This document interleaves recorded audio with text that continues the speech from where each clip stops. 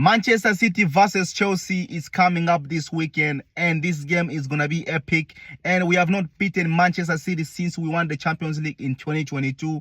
And we're going to touch on the press conference. What did Maresca say? Who are the players coming back? Who are the players that are going to be out? And I'm going to make my starting lineup.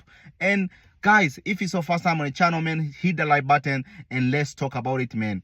So this game, Manchester City, they tend to see us as we see Tottenham Hotspur, man. As you guys know, we have not beaten this team in the last 5 games.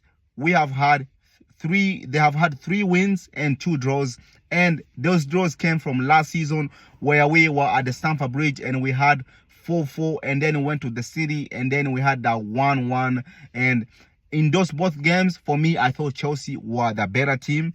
But can we capitalize? Can we hit Man City this weekend and finally get a win? Because they're in a vulnerable moment. As you guys saw them in the Champions League, how PSG tear them down. And for me, I was even saying, like, Manchester City, man, they're not been the same team all since last season. Even if when they won the the league last season, the treble, and I said it, they're not going to be the same team as you guys. So Liverpool is going to win maybe the league this season.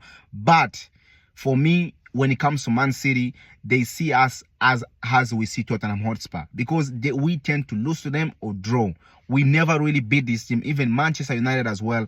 And for me, I told people, man, who are the players we need to watch out for this weekend? The first guy for me, I think, is always Kevin De Bruyne, man. This guy, since he left our club, he's one of the guy that I think he has that thing over us that he just don't like us. He always want to score. He always want to show up and have a good game, even if when he's not in form. But when it comes to Chelsea, he shows up and he gives us a good game. And the second guy for me, I think, is going to be Erling Haaland. He's only 1 goal behind Mohamed Salah. As you know, Mohamed Salah is on 18 goals, and Erling Haaland is on 17 goals. And I think he will be one of the guys we're going to be watching out for. He's the second top goal scorer in the league. And the third guy for me, I think, is going to be Phil Foden. In the last 5 games, the last 3 games, I think he has like 5 goals already. He's becoming back in form. For the last couple months, he was not in form, and now he's finally back in form. And I'm so happy to see him there, because I saw people that were talking so bad about him, but now he's starting to show up again. But the thing I want to touch on, man, is the Man City's high line is no longer the same team, because we can run through their midfield faster than anything. That's how PSG tend to beat them this time, because Bradley Barcola and Guzman Dembele, when it came to the second half, they were just ripping them apart. And especially that midfielder, it was not really good. Kovacic and Bernardo Silva, and I think Akanji tend to invert as well, and Rico Lewis. But I don't think they're the same team as last season. As you guys know, Gundogan, the guy that pays Kai Walker, used to be the guy who used to help them every time they have a high line and they turn and they get the ball from the opposition. Kai Walker seems to be the guy who's gonna sprint and get the ball back. But I think we can get something from this team, but I think Chelsea are going to have to work for this one, man. But another guy that I would like to talk about is this guy, man. Cole Palmer is going to be facing his old team, and I think Cole Palmer for us is going to do well for us, and he has to show up, because we need Cole Palmer. We really need him to show up, because if Cole Palmer show up and Nico Jackson show up, it will be so good. But the one thing that I want to say is this, One thing that I want to say, if Jackson in the last 6 games, man, he has not scored a goal since Brentford. Nico Jackson, can he show up this weekend? Can he be the difference maker? Can he put the ball on the back of the net this weekend? Is he a big game player? Let's see this weekend, because he seems like he's not a big game player, man. And for me, if Nico Jackson cannot really provide what we need this weekend, I would like to have Christopher Nkunku start. Put Cole Palmer on the left and put Christopher Nkunku in the number 10 and Jadon Sancho right there and Felix up front. I think for me, that would be a good team to hit Man City easily. We're going to run through them, because they tend to have the ball. We tend to have the ball.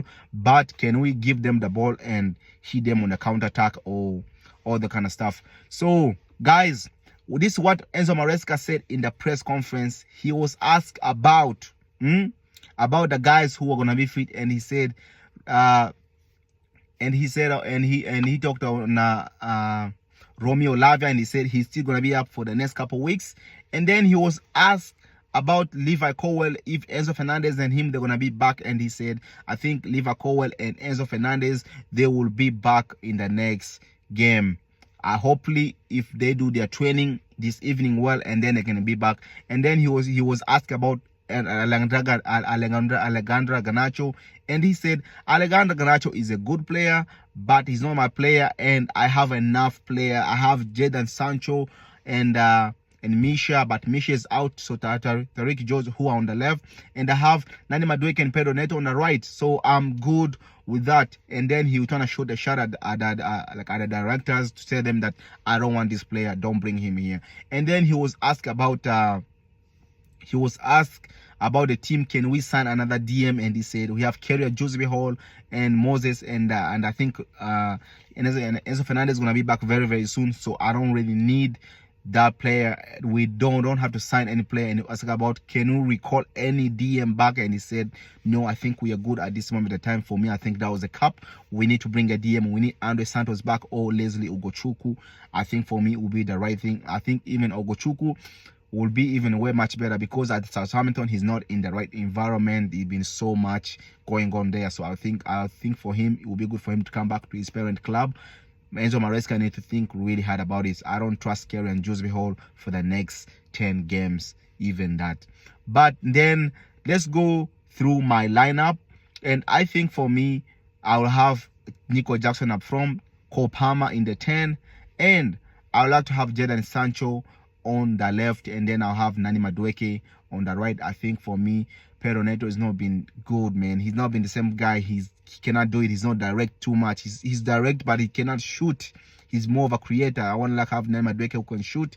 And then in the midfield, because they said Enzo Fernandez is going to be back, I would like to have him in the number 10, like in the midfield with Moise Casero. And then if my lineup, my choosing, I would like to have my captain can start in the right back, and Kukurea on the left, who can be inverting the best left back in the world at the moment.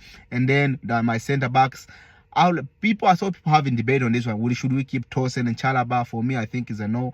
I think we should just play Chalaba and Levi Colwill if he comes back. But if another option, we can always play Tosin as well if Levi Colwill cannot start, and let's see what we can do to man. So guys, let me know in the comment down below what are your thoughts, and I'll see you guys in the next one, and take yourself and God bless you.